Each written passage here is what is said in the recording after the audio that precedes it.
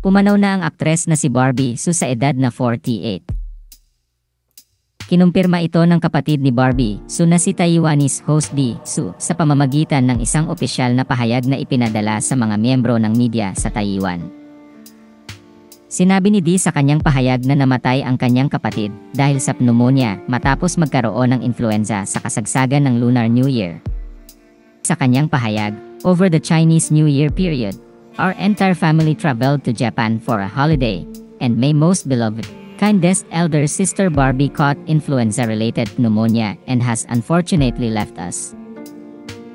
I am thankful to be her sister in this life, and grateful that we have taken care of each other and kept each other company all these years. I will always be thankful to her and remember her. Hindi malinaw kung kailan at saan eksaktong binawian ng buhay si Barbie Su. Kilala si Barbie sa kanyang pagganap bilang si Shanchai sa hit Taiwanese drama series na Meteor Garden.